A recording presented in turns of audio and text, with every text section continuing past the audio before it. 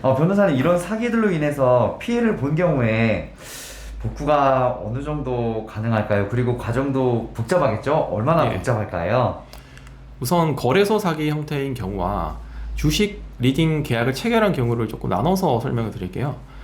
처음 이제 주식 거래소 형태로 사기를 당하신 분들 같은 경우에는 100% 사기를 당하신 거예요. 왜냐하면 그 거래소가 정상적인 거래가 체결되지 않았음에도 불구하고 체결된 것처럼 조작해서 그 사진 포토샵 등을 해서 조작해서 보여주는 거란 말이에요. 그래서 이건 100% 사기인데요. 아까 말씀드린 것처럼 그 사람의 정체를 알 수 없습니다. 대부분 신분이 특정이 안 돼요. 저희가 형사 고소를 하려고 해도 그 사람이 누군지 이런 것들이 특정이 돼야 되는데 특정이 안 되는 경우가 많습니다. 왜냐하면 통화조차 하지 않고 전화번호를 모르고 명함도 주지 않고 단순히 카카오톡 오픈 채팅방에 있는 그 이름 그리고 주고받은 내용만 있는 경우가 많다는 거죠. 그리고 카톡 아이디도 모르는 경우도 대다수예요. 그렇기 때문에 첫 번째로 그 사람을 찾는 게 우선입니다. 어떻게 찾냐면 일단 우리가 돈을 투자금을 어느 계좌로 이체를 하게 되잖아요. 대부분 한국에 개설된 금융권에서 개설된 계좌로 이체를 하게 됩니다. 이체를 하게 되면 그 계좌번호가 있겠죠. 그걸 타고 이제 들어가는 건데요.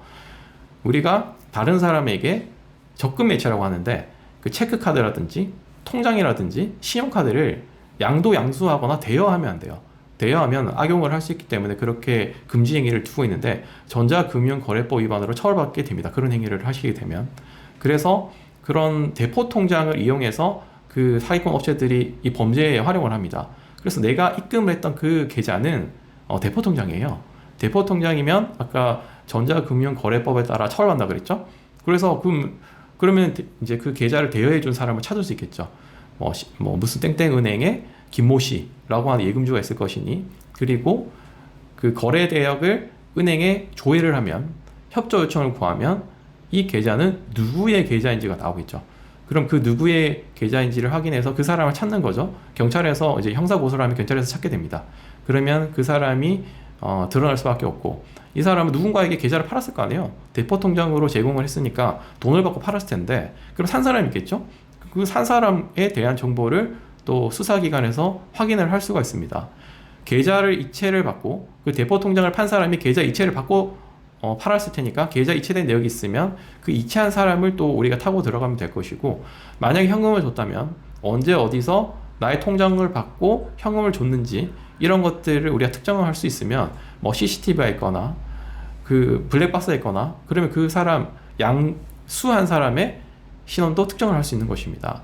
그리고 돈이 대포 통장 계좌로 들어갔다면 누군가 인출을 했을 거 아니에요. 결국 그 돈을 빼간 사람이 본범에 가깝습니다. 그래서 그 돈을 뺀 사람을 찾아야 되겠죠. 계좌에서 계좌 이체로 흘러갔을 수도 있고 아니면 현금으로 인출했을 수도 있겠죠. 그럼 계좌로 이체가 됐다 하더라도 계속 결국 타고 들어가면 최종적으로 돈이 들어간 계좌가 있을 거예요. 그 과정에서 여러 개의 대포 통장이 사용될 수도 있습니다. 그런데 경찰관의 그런 포렌식 분석 기법에 따르면 결국에는 대포 통장을 다 확인을 할 수가 있고 최종적으로 누가 수익했는지를 확인할 수가 있어요. 그래서 최종적으로 흘러간 계좌들을 찾아서 똑같이 그 대포 통장 계좌를 산 사람, 판 사람을 찾게 되는 것이고 결국에는 현금으로 인출을 할 수밖에 없을 텐데요. 그 현금을 인출을 했다면 내가 빨리 형사 고소를 했다면 그 은행 인출기에서 CCTV가 달렸기 때문에 누가 어떻게 언제 인출을 했는지 CCTV로 확인을 할 수가 있어요. 그 사람이 CCTV로 확인을 하고 만약에 지하철을 타고 왔거나 버스를 타고 왔거나 아니면 렌트카를 타고 왔거나 이런 경우가 많은데요. 그러면 그 카드에 찍혀있던 그 카드 넘버 렌트카를 빌렸다면 렌트카의 번호를 렌트회사에 조회해서 빌린 사람을 특정해서 결국 그 범인들을 잡을 수 있습니다. 그래서 그 대포 통장 계좌부터 타고 들어가면 결국 다 잡을 수는 있는 범죄이기는 합니다. 그런데 이러한 범죄들을 일선 경찰서에서 그 경찰관분 한두 분이 하기는 너무 이제 광범해질 수 있어요. 이렇게 현실적으로 다 이루어지기 힘들 수도 있고 그 과정에서 수사 협조가 잘 안 이루어질 수도 있습니다. CCTV가 이렇게 지워진다든지 블랙박스 차량에 협조가 안 된다든지 그런 경우에는 이제 수사가 이제 중단되거나 이제 미국에 빠질 수도 있어요. 그래서 만약에 이렇게 형사 고소를 당한 경우에는 우선 사기죄 그리고 특경법, 특정 경제범죄 가중처벌이라고 하는데요. 그 범죄 혐의로 고소를 하시는 게 좋고요. 그리고 민사소송을 제기할 수도 있어요. 그 사람들, 이제 대포 통장을 빌려주고 산 사람, 인출한 사람, 결국에 본범들이 형사고소로 잡힌다면 이 사람들은 저한테 이제 손해를 끼친, 사기 행위를 해서 피해를 끼친 것이 입증이 되는 거예요. 그래서 이제 손해배상 청구를 하면 손해배상 그 금액을 받을 수가 있습니다. 그리고 그 대포 통장이 계속 여러 명한테 활용이 돼요. 나한테만 활용되는 게 아니라 수많은 사람한테 그런 사기를 친단 말이에요. 그러니까 나의 돈만 있는 게 아니라 여러 명의 돈이 들어가 있을 수 있고요. 미처 돈을 다 빼는 것도 힘들어요, 돈을. 그래서 돈을 다 빼기 전에 돈이 묶여 있을 수도 있어요. 그리고 큰 금액, 나보다 상대적으로 큰 금액을 입금하는 사람이 있을 수도 있겠죠. 그러면은 통장에 미처 돈을 빼지 못한 채 묶여 있는 경우가 있는데요. 이런 경우에 그 통장을 가압류해서 묶어두는 방법이 있어요. 그래서 제가 했던 사건 중에 이제 이런 주식 리딩 사기를 당하고 매우 급박하게 긴급해서 오신 분이 계신데 계속 그 사기를 친 사람들은 사기 행위를 계속 하고 있는 거예요. 우리한테도 보내고 다른 사람한테도 보내고 저희가 새로 링크를 사라고 들어가면 계속 활발하게 그 사기 행위를 하고 있는 것이죠. 그래서 우리는 모르는 척 마치 계속 당하고 있는 척 속은 척 하면서 계속 연락을 했고요. 그 반대로 저희는 이제 통장을 가압류하기 위해서 계속 준비를 해서 법원에 신청을 했는데요. 결국 계좌가 가압류 인용 결정이 나게 됩니다.